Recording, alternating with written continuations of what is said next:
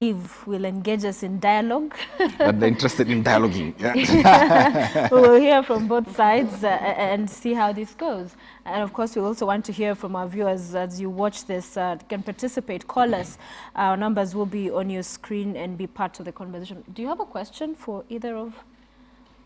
I just want to know this story of Mkatenusu, where it came from. Uhuru Park. Uhuru Park. Of course. All right. Clarice? I don't know, actually, where the story came from. Ichungwa should tell us where they got this weird idea that we'd ever even imagine joining the Jubilee government as CORD. I will tell you what came from. Well, tell us more, because it was a long-awaited return of the former Prime Minister, leader of CORD, core principal there, you know, in the major rally at Uhuru Park. And sentiments were made there, pronouncements were made there. And then there's a whole talk since of, you know, Mkatenusu, the president, coming out on Madaraka Day to say that's not going to happen. I remember watching you as well in an interview. You were also talking about Mkatenusu. So who really talked about coalition government? Well, if you listened, Sophia, to one... Which I did. One Kalonzo Musyoka. Yes. Talk of an all-inclusive government. Then you would have gotten the illusion of a Nusum Kata government. Because when you talk of an all-inclusive government, and you demand, because the demands were laid out at Uhuru Park, that you must sit down and negotiate with us, because you cannot govern this country alone. We want an all-inclusive government. I think you don't need to be a neurosurgeon to know that people are asking for a Nusum Kata government. And I'll tell you, because it's information that is not in the public domain. And I said it on Saturday, I want to repeat it here, that indeed this is just a series of events that had been well orchestrated by the CORD coalition. And it began with what you saw as very innocent rioting or demonstrations by university students. And I said it last weekend, this coalition and a few of their leaders have received money from abroad. And I mentioned a figure of 106 million. And I'm happy to say yesterday, one of their very key members told me I am so wrong, it is not 106 million, it's 279 million shillings.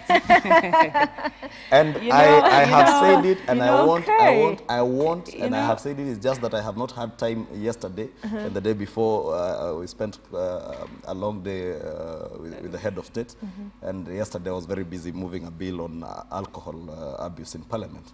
But I will be moving to talk to either the director of CID or the Inspector General to investigate what this money was meant for. Because I want to tell you, the series of events was one, create chaos in this country, then start demanding this national dialogue. You hear. And it all began in Kibera 2 Sundays ago. I think it shouldn't go too far before and what... I did actually not introduce my guest, which is very wrong. We have Homa County woman, representative or member of Parliament, Gladys Wanga, and QMP Kimani Ichungwa with us in studio. Please. I think it is very unfortunate. It's actually tragic for my friend Ichungwa to come here and trivialize a very, very important issue that CORD is raising. Sophia, when we spoke at Uhuru Park, and that was mammoth, and I think it's the message it sent that is sending shivers,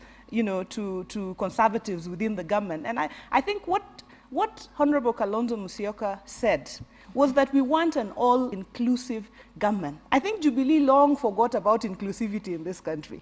And this is why when you talk about all-inclusive, it sounds to them like a grand coalition government. As far as I remember, when we had a coalition government, it was not called an all-inclusive government. It was called a grand coalition government. When we talk about an all-inclusive government, what we are saying is the concern of Kenyans, that this government is a government of 2 communities. Remember, this country is made up of 42 communities. So the cry of Kenyans that CORD is expressing is, can the rest of this country be included in this government? And I've told this story. I said, I will tell you the story of the Jubilee government. The story of the Jubilee government is the story of 2 people who entered a house and found 42 people, you know, feasting and everybody having fun. And they found a loaf of bread on the table. And they said, this loaf is for 2 of us, 50-50. The rest of you, out.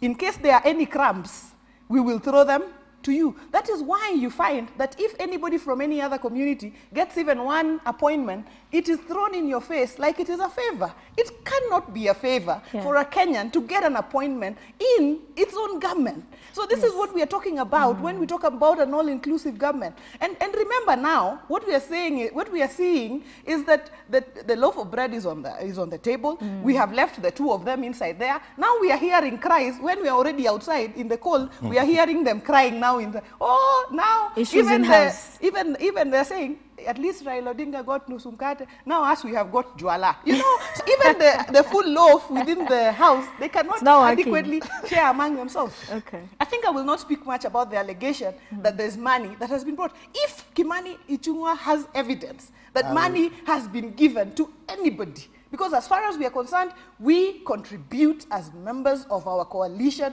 to be able to hold anything, such as the rally that we had. We contribute our own money to be able to hold the rallies that we have, so because we want to advance a cause that we believe in. So if Kimani Ichung'wah has evidence that there is money that has been brought from anywhere, which I believe is mere propaganda to just distract a very important matter that CORD has put on the table. Yes. Let us have, and that is the accusation that's coming through, MP, as you respond, because the issues that were raised there in terms of security and Anglo-leasing and the payment are key issues that Kenyans are concerned about.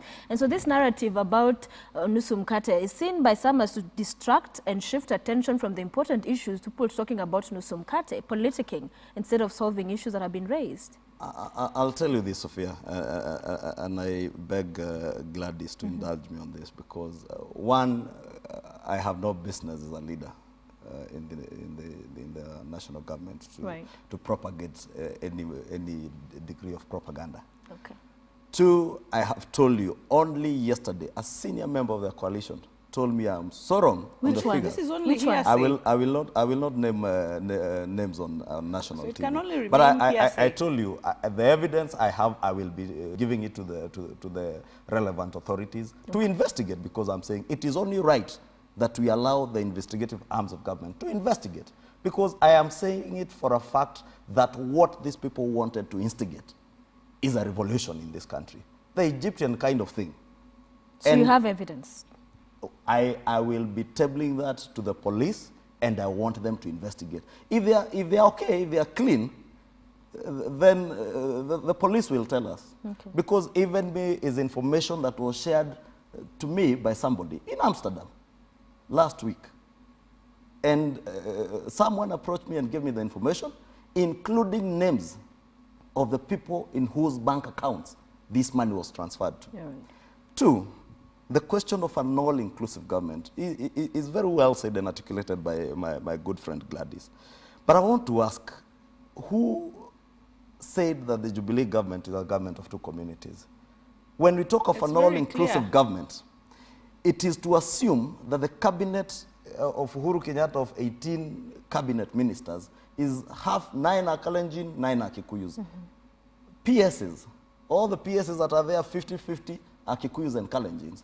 But I want to tell you, and this is what I told you, is a series of well-orchestrated propaganda. The same thing that the CORD leadership did in 2005 to 2007 in the run-up to the 2007 elections. They propagated anti-Kikuyuism. And the same thing that is being propagated today, anti-Kikuyuism, anti-Kalenjin, to try and raise up emotions of the public and make people believe, is a make-believe campaign, that this is a government of two communities. And I want to say, when people are called upon to serve in government, you are not appointed to serve a particular community. But your own government is raising issues that they're also raising. For instance, with the Waiguru situation, it has also brought discord in your own coalition, because then you're not helping the situation at all, even with the house in itself in disarray over the same. For instance, if the Waiguru issue, if I use that as an example, yes, I will tell you the Waiguru issue. If it was about tribes, then you would expect that probably another community would be the one that would be fighting Waiguru, and the Kikuyu community per se would be coming to our defense. But that is neither here nor there. What I would want us to focus on is simple. Yes. Let the CORD coalition tell us this dialogue that they want to dialogue on And nobody has a problem with dialoguing, and I think that's what we are doing here. You have a problem. You came out and said it's not going to happen. Let me say this. What we have said will not happen is exactly what, Gladys, if you allow me, exactly what the chairman of the Constitutional Implementation Commission said yesterday. We cannot dialogue to disband IEBC. All right, let her weigh in, yes. We can dialogue, and we dialogue that. The day before yesterday is only that the Code Coalition took off from Parliament. There was a motion of adjournment to discuss insecurity in this country. Right. And we are doing this every day. We want Raila Odinga Sophia to dialogue with Kidero. Please, let her weigh in as well. At Uhuru Park. We want Mudhama to dialogue Ichungwa. We also need to hear from her. With the governor for Machakos. You know, if we are dialoguing, then we don't take all the time talking. This is what Jubilee does. They are arrogant. They take all the time talking to themselves and talking at other people. And this is exactly what my friend Kivadi is showing us in this show. And Sophia, I do not want to go to the distractions of money and so on, because those are distractions in my view. What COD is saying is we are inviting our friends in Jubilee. Can we have national dialogue on key issues affecting this country? And we have outlined those issues. We have said we want to have dialogue on the matters of insecurity facing this country. We want to have dialogue on issues of corruption and Anglo-leasing and the laptop contract and the Standard Gauge Railway, and because this is affecting all of us as Kenyans. We want to dialogue on the matter of equality. And Article 10 of the Constitution is very, very clear on our national values: equality, public participation, national unity. We cannot achieve any of these if we do not sit together and talk and discuss with each other. And then Jubilee is asking, can we use the structures? And they're trivializing this matter. And you saw the majority leader standing up and saying there will be no dialogue. If you want, go and have tea. With the president in State House. We are not interested in having tea with the president in State House when Kenyans can hardly feed themselves, when Kenyans are feeling so insecure, they cannot move around freely. We want to sit on the table and dialogue about devolution. And I think when Jubilee stands up and says, no, we do not want dialogue. Do they truly have the interests of Kenyans at heart? And there's this issue that the CIC chair also raised about dialoguing within the Constitution. I think nobody can really, I think COD will be the least people to violate the Constitution, because we know that the COD leader, for example, Raila Odinga, was really in the front line of getting us to the point of achieving this new Constitution that we have. And we know people in Jubilee, like the Deputy President, who are totally against this Constitution. So I do not think that COD needs a lecture. We are very, very clear in our minds about the constitutional processes, including for removing commissioners of the IEBC in Article 251. We are very, very clear. But what we are saying is this dialogue is not about politicians alone. Because politicians are talking at each other. This dialogue is about church leaders, it is about the media, it is about trade unions, it is about, you know, it is to bring everybody on board so that Kenyans dialogue effectively. And you had a president on Madaraka Day say, yes, let's do it. We are open to it. In fact, we've been putting plans in place. But a complete, almost about turn when he met Jubilee members coming out again to strongly say it's not going to happen. Sophia and Gladys, I'll tell you one thing. There was no complete about turn. What was that? The president was very clear on Madaraka Day. And if you remember, he said it in his own words, that indeed we started this process 5 months ago. Therefore, and when Duale says that people can be invited for tea, Duale, of course, never meant Gladys and myself, or any other COD members of parliament or senators. Duale meant, what's his name? Raila Odinga and Kalonzo Musyoka. They're not interested in taking tea at State House. They are not in parliament, then they can be invited. For instance, the Honorable Raila Odinga has been out of this country but her point for close to 3 months. But it's all stakeholders, not just Raila, not Kalonzo, not Wetangula. It's an all-inclusive... Respect. And I'm happy to hear Gladys saying that they respect the Constitution. Because this Constitution was, we fought for this Constitution for many years. They have been key, and we appreciate the role that Raila Odinga played in getting us a new Constitution and the second liberation of this country. But we are saying, if we went so far to get a new Constitution that created institutions that we ought and we must respect as leaders, the institution of Parliament, the institution of Senate, are there and some of the issues they want us to dialogue on. Dialogue can never be an event that you give us an ultimatum, we must dialogue by Sabasaba Day. And you know the history of Sabasaba in this country. Dialogue is a continuous process that even now we are dialoguing.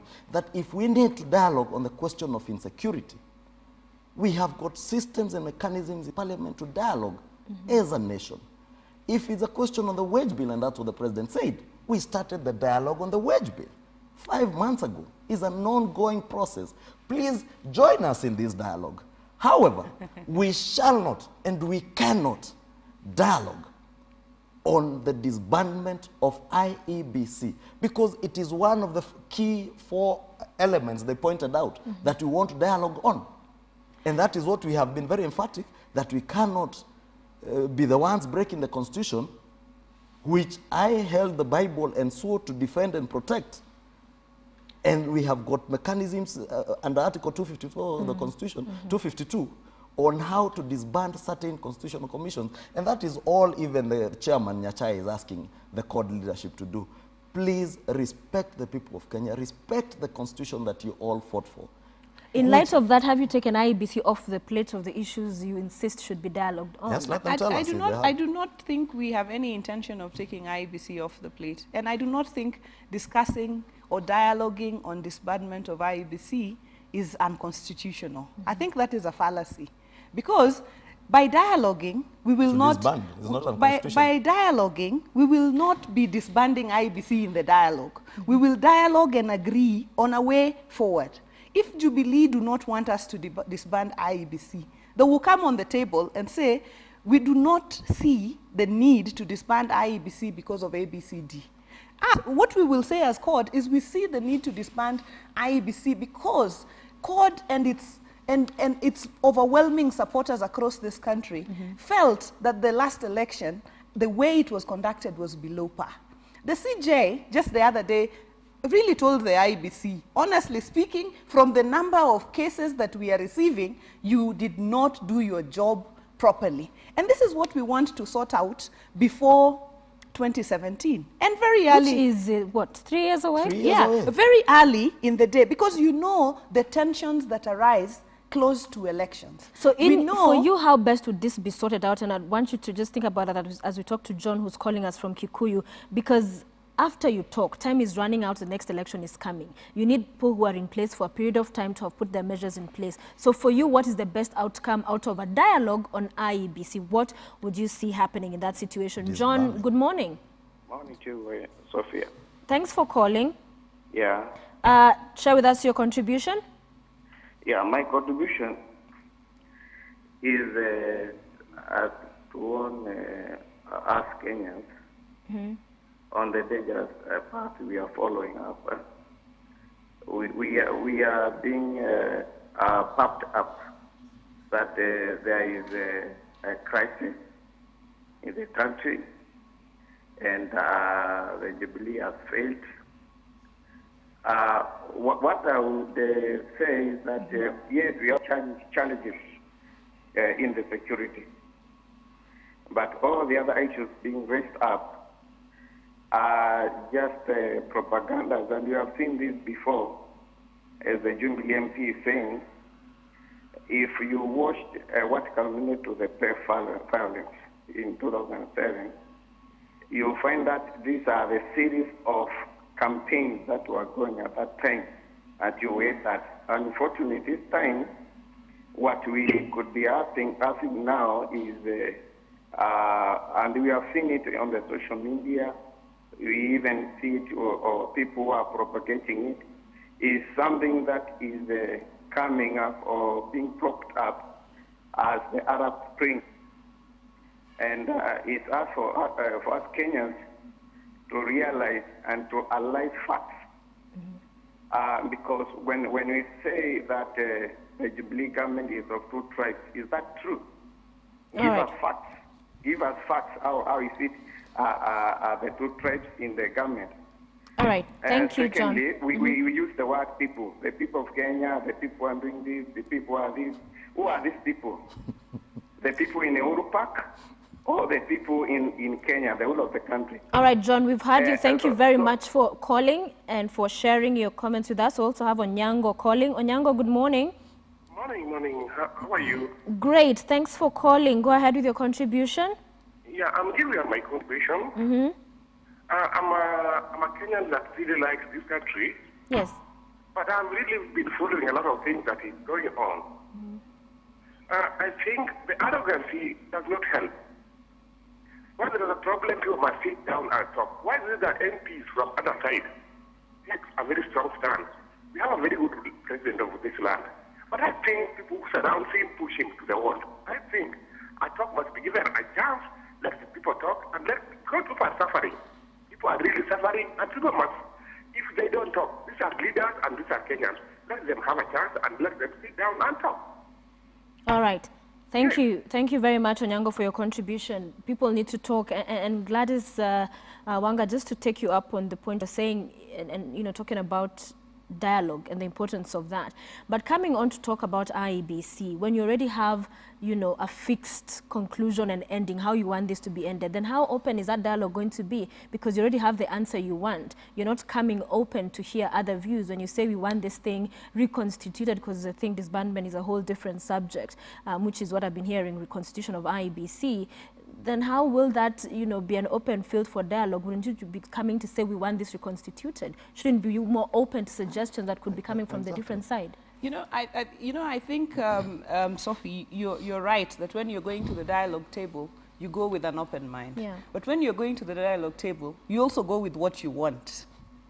Even when you're negotiating for salaries, you say, our position is that we want a 200% increase. Mm-hmm. The other side, I mean, and this dialogue is not about CORD and Jubilee. I have stated it. Okay. We will be affording a platform to all other Kenyans to hear what their views are on this matter of disbandment. But we cannot walk in without a position, and a position that we feel echoes what our supporters, you know, and as CORD supporters, you know, feel. And this is almost half of this country. And the reason it is so important to dialogue on the IEBC is the huge risk that faces us if we go into an election with an IEBC that is not seen as a fair referee. There's a huge risk in going into an election with a body that is not seen as free and fair. This is why we must have this discussion very, very early in the day, so that by the time we get to 2017, we have a referee that all Kenyans have relative confidence in about delivering an election. Otherwise, we risk facing the same problem. And what I'd like to tell John from Kikuyu, regarding the unity of this country, we are interested in national unity. We are interested in moving together. If we were interested in an uprising, we would not have said, can we sit on the table and discuss these issues? We would have said, go on the street and begin an uprising. But because we feel for this country and we know that what we have to leave behind is this country, really, the country does not move with us. We will go. Kimani Ichung'wah, myself, as young as we are, we will go. Just like our founding father of this country, Mzee Jomo Kenyatta, went and left us a country. Moi, after 24 years, left us a country.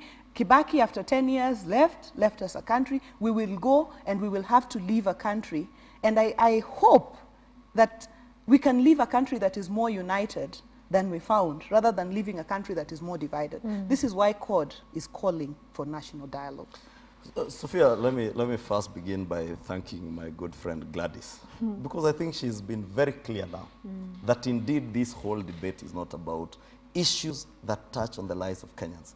It is all about disbandment of IEBC. Thank you for coming out clearly, because that is just what I have been saying. I don't think that is true. The whole of this debate is not about, you have She's just highlighted the other issues they want to dialogue on. Right now she was explaining. I was explaining the IEBC. She has come out very I will explain the insecurity bit. I will explain the corruption bit. To be fair, I will explain the equality bit. And I think let us not make this a shouting match. Let me put my point across, because she's put her point across. Okay.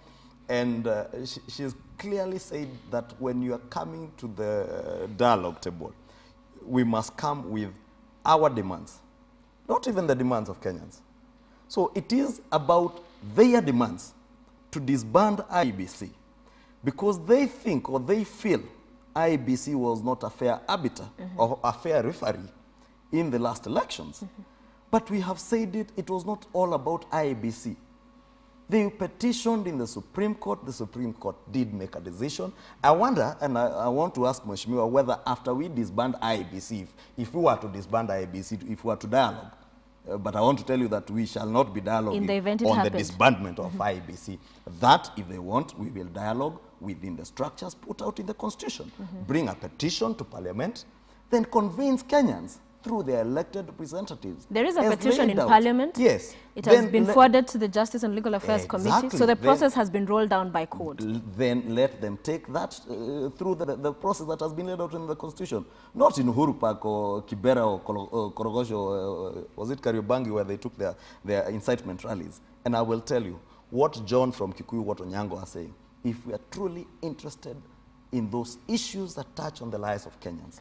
We were all elected as members of parliament, as senators, and various leadership in this country, including the president and deputy president, to serve the people who woke up very early on that day to vote for us.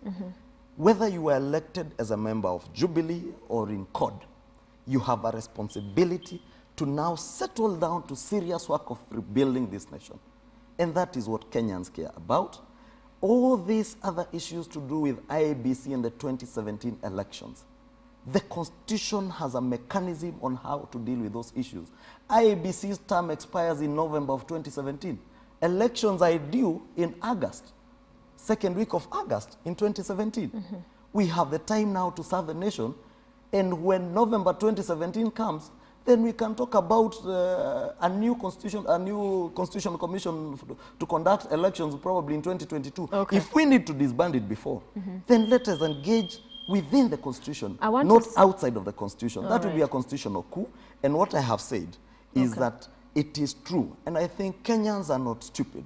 Kenyans are able to read in between the lines and know that these people are not interested on the issues that affect them. They only want to bring up the kind of uprising you've heard the Arab Spring uprising. I'm not the one who's saying that. It's Kenyans who are saying it. Let's listen to Duncan, who's calling us as well from Nairobi. Duncan, good morning. Morning, how are you?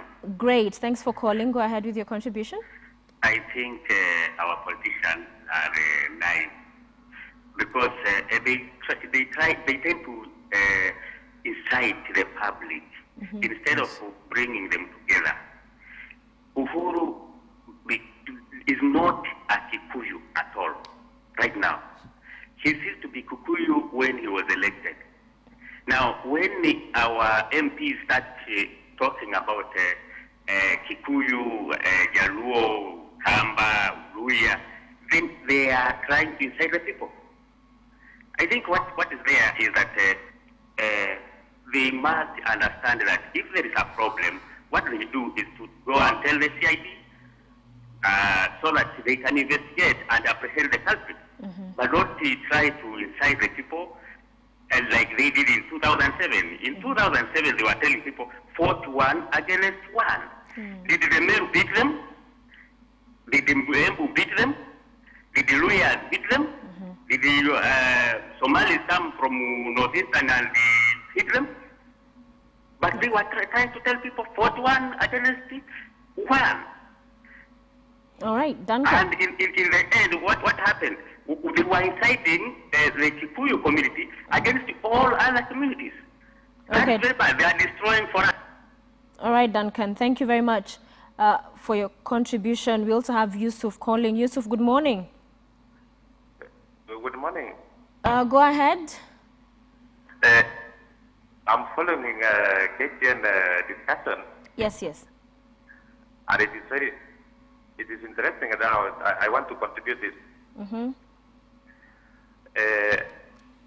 If we look at the president, right, and we look at these other guys in the opposition, these are our leaders. And once the Kenyans gave the president time to lead the country forward, actually, I don't want to say that maybe Kenyans were divided on two communities because they contributed to all the candidates. and they gave Raila Odinga, and the president did 50. Now, what Kenyans are looking forward into is where the president is taking the country, and together with his deputy. Right. Now, when opposition looks for dialogue, one thing I want to remind the MP of Kikuyu is this. You see, all these leaders in opposition and whatever position they have, they are a Kenyan representation. Therefore, the Jubilee government should not look at these MPs as if they want to fight for the opposition. Now, if we have national issues where Kenyans want to have a say to the president, we expect the government to give room to these other leaders on an open forum. All right. Where all Kenyans can follow and we discuss this national issue. All right, Yusuf, your point has been made. Thank you so much for watching and for calling in as well. Your comments on both the callers and what they had to say. Yeah, I think what both callers are saying is we want to have national unity. Right. We do not want communities coming up against other communities because we are all Kenyans. A poor woman in Kikuyu is just the same as a poor woman in Homa Bay. Really, there is absolutely no difference. And this is what we are saying. What the actions of the Jubilee government is tearing Kenya further apart rather than bringing Kenya closer together. And we would like to sit down and dialogue on this as one of the 5 issues that we have called for national dialogue on. And our second caller has said, let the government give dialogue a chance. Let them give dialogue an opportunity.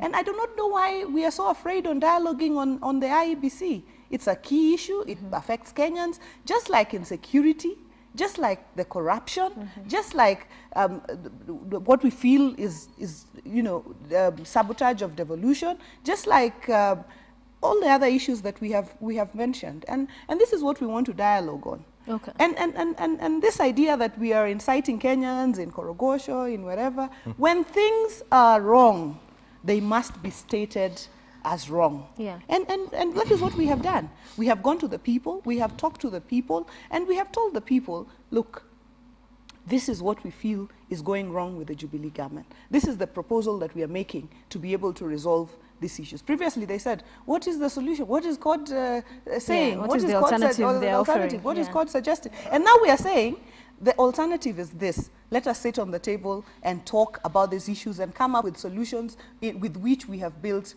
consensus. Other than IEBC, I think we've discussed it quite extensively. What else do you think about this dialogue on these other issues that have been raised?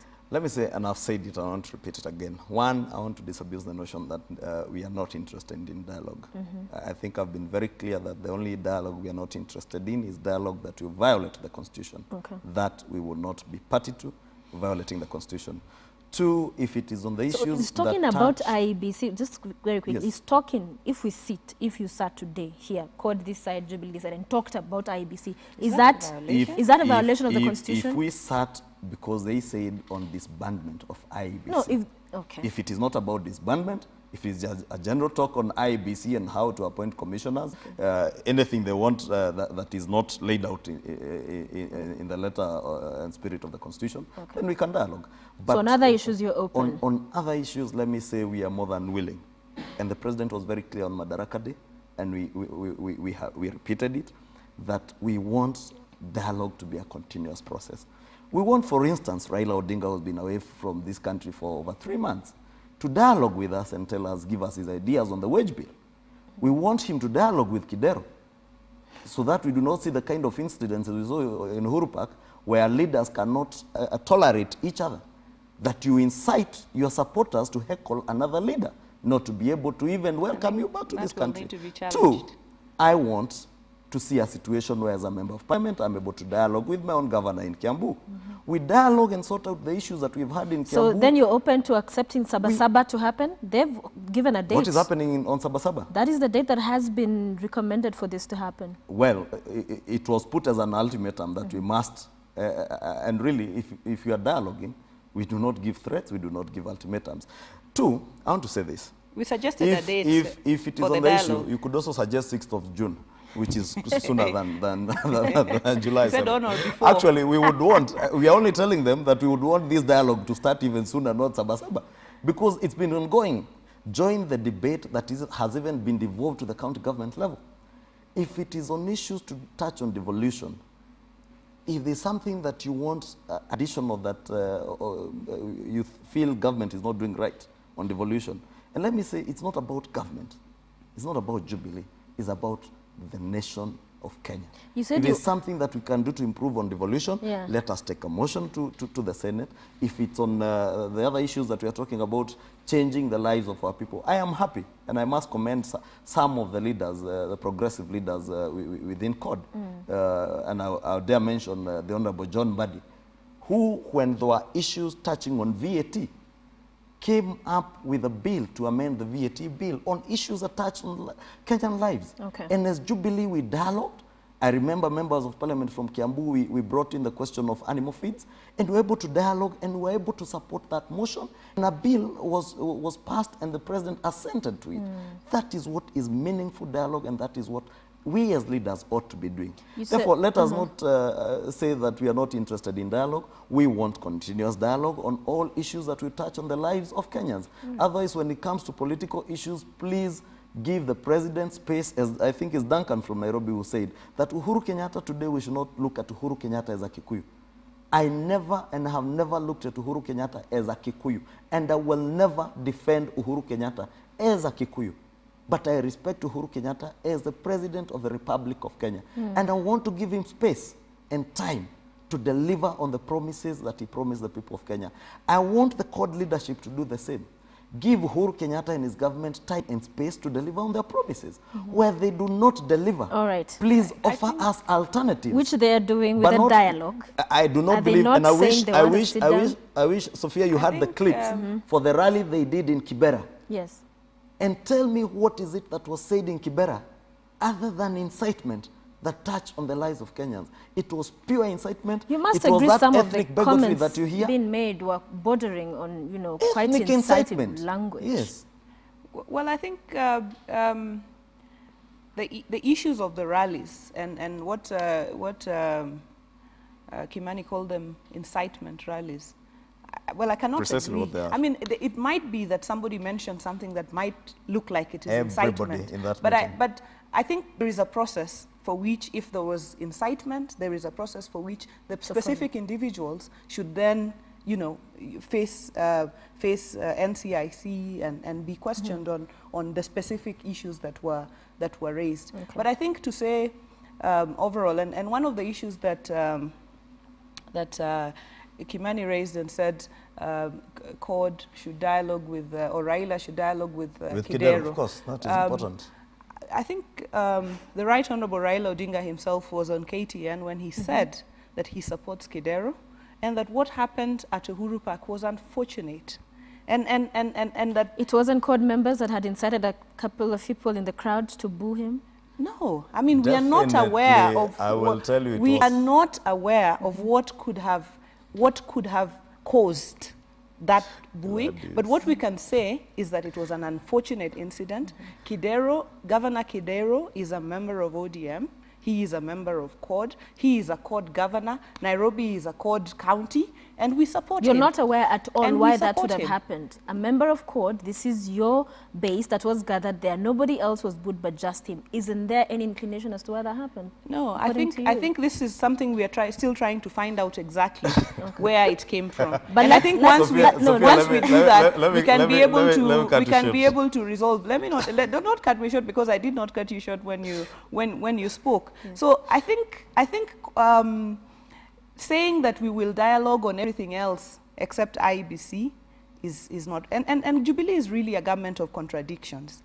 Let me tell you what happened immediately after the CORD rally. We saw the deputy president saying they do not want to hear, they will not engage with CORD. We should wait for 2017. One, he chose to hear that we had asked for nusu mkate. He chose to hear that. And then he said, we will not engage. Can we wait for 2017? But hadn't he spoken earlier on in the day? In fact, he said... Hadn't he spoken before your rally? What he said was that national dialogue will only be held in 2017 through the ballot. Then, the following day, we saw a magnanimous president on Madaraka Day. In fact, that is the best gift he would have given to Kenyans on Madaraka Day. And he said, yes, we are open to dialogue. He did not even isolate any issues. Yes. He said, yes, we are open to dialogue. Yes. 3, the following day, when they had the Jubilee PG, the hardliners went and said, what do you want to dialogue about? Why would you dialogue? They came out, and what Kibani is telling us here is not what they said at the PG. This is a government of contradictions. They did not say that we will dialogue on every other issue except. They said that there will be no such thing as dialogue outside of the existing structures. Yes. All right, we want to take a break. We will continue because we also want to hear from you. There are planned rallies and meetings in other parts of the country. Mombasa is coming up. So we've heard about it not being rallies per se, but being meetings to engage. Yeah. So talk to us more about that. Stay with us. We are coming back in a short while.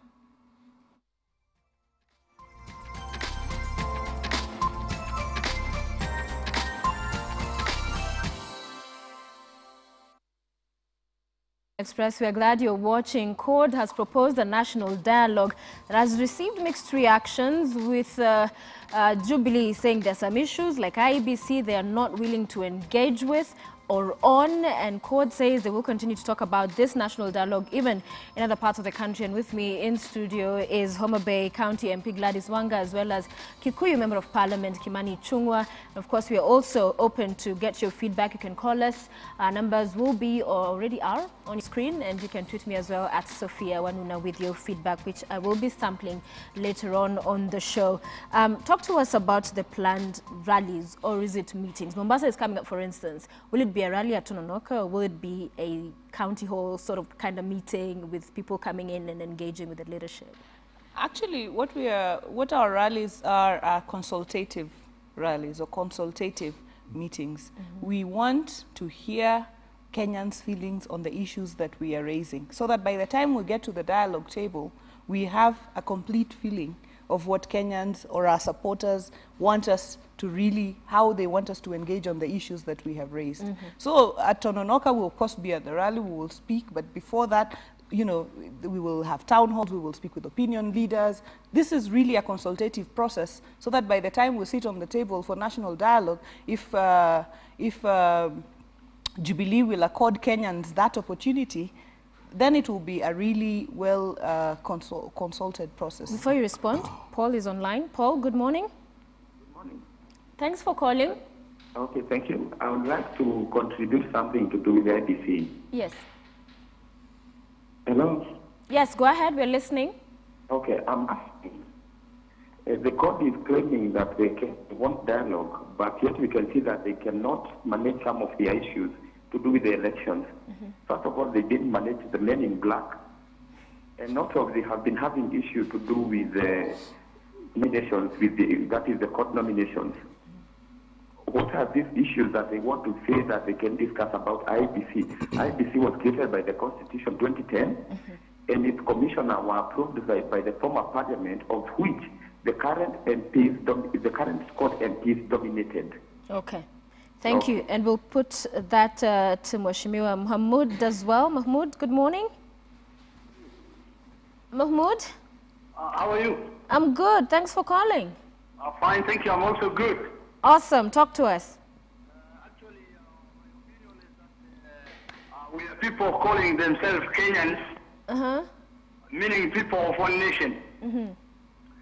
It is unprotocol and unsoundless when members of CORD are assembling, calling a dialogue in the commitment of Jubilee government, giving them a break of their manifest. This is not an issue of nation building, but rather creating choruses in enmity, grudge within Kenyans. I will have therefore taken this opportunity to highlight on His Excellency Mr. Uhuru Kenyatta to contain the governance up by his hand and lead the Kenyans as an elected MP for the ongoing 5 years. Okay. And therefore, could I also call simply whatever to call the government to call the members to unite with Kenyans in the nation building, cooperate with the government on power. Okay. For the betterment of Kenyans, so that we recognize ourselves somewhere in the globe. Okay, Mahmoud, thank you very much for calling and for watching the show this morning. We appreciate your contribution. Let's begin with you and some of what you wanted to say in response to... I want to say, Sophia, if indeed, and I only wish my good friend Gladys and their coalition did not harbor the hypocrisy that they harbor. Because when Gladys eloquently speaks of a consultative process, town hall meetings, you wish it could happen. But let me tell you, Tononoka will just be like what Uhuru Park was. A leadership that had no agenda for the people. It was a welcome back party for Baba. And they had issues they wanted to tell Baba while he's away what was happening in Kenya. Nobody had an opportunity among us Kenyans to tell Baba in that rally. Nobody in Tononoka or any other rally will have an opportunity to say anything to the leadership in CORD. It is about the CORD leadership speaking to their people and inciting the Kenyan public. And I think, and I'm happy that the Kenyan public, at least from the callers who are calling, Paul from Narok has spoken about it. Mohammed is telling them, please engage government on meaningful things that affect the lives of Kenyans. If they want to engage the government on meaningful things, please... Security is not meaningful? Security is very meaningful. That's what they're saying. The issues to do with corruption are very meaningful. Yeah. And issues to cut on the wage bill, the cost of living among us Kenyans, those are meaningful things and we want to engage with them continuously on a daily basis. All right. However, the issues in response to what Paula said, it is true. The kind of intolerance you see within CORD at Uhuru Park, and I dare say what happened to Kidero was not unfortunate. It was well orchestrated because it is a clear mark of the kind of political intolerance that exists within CORD. The same thing that happened in Kasarani with the men in black that Paul from Narok is talking about. And you remember, we last saw the men in black in Kasarani. And they came back on Saturday. I don't know, they came from, probably from America or somewhere, I don't know, or Dubai, but they reappeared on Saturday again. But we have never been told what happened in Kasarani in their own democratic process of elections. And here we are, bashing IEBC, and yet we cannot even manage our own party elections. And I wonder if we will have to bash IEBC because of 2013 and 2010 referendum and all the by-elections that CORD has been participating in. Who are we going to bash on the ODM debacle at Kasarani? The men in black, okay. we saw reappear in Uhuru Park. Let Twanga respond, because that was an epic fail, the elections, the ODM ones. And also on the flip side, there are those who've argued you are elected, the process of course carried out by the same IEBC, quite a significant number of the CORD people as well, and legislators and leaders. So is that also to say that you don't believe those processes also went well? Sophia, let me first thank our callers and say that Paul has of course highlighted the issue of ODM and the ODM, the unfortunate happenings at Kasarani.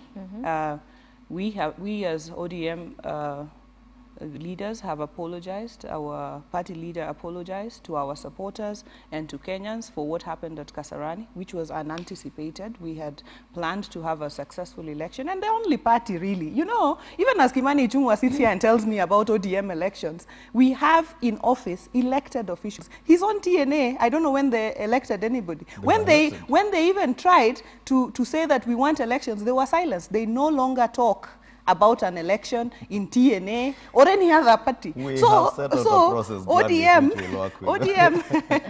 so even as you speak about, let's talk about ODM.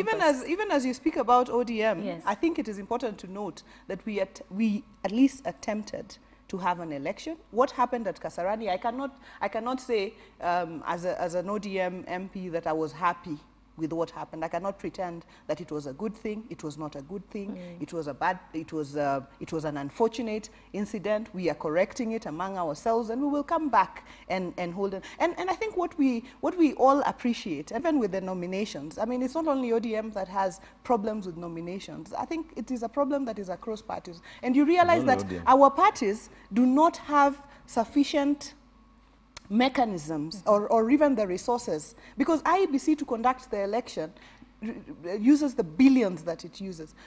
Parties do not have the resources to hold the kind of nominations that we do, because the nominations that we hold, particularly within our strongholds, whether it is, you know, in TNA or in ODM, they are like general elections, because our people want to vote, you know, universal suffrage for the candidates, and then again do universal suffrage during the main election. And it is something that as a party we are now reviewing within our constitution as to whether we really have the capacity or the resources as a party to carry out universal suffrage nominations, because it just is clear that really you need massive resources to be able to hold a universal suffrage sort of nomination, just like what IEBC requires to hold a proper, credible election. So we are reviewing within our own internal structures to find a system that can work, including for election of party officials and also nominations at the process. So by the time we get to 2017, we will have reviewed and we will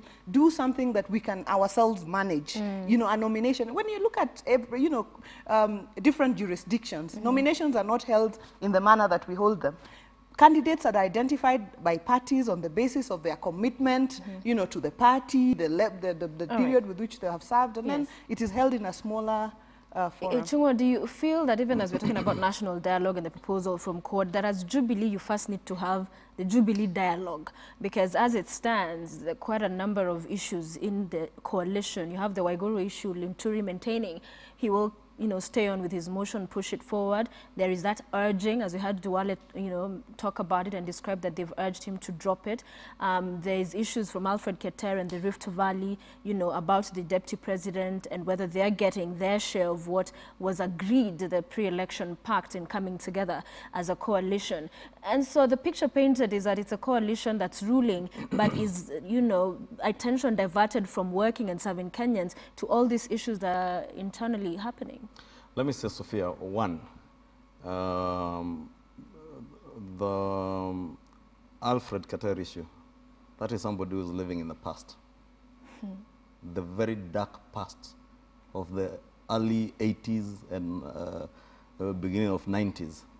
I don't know if he was born in the early 80s, but probably if he was, then he must have learned from the bad past of this country, where when you get into leadership of the country, you assume you are in a position of leadership to serve your community and only your community.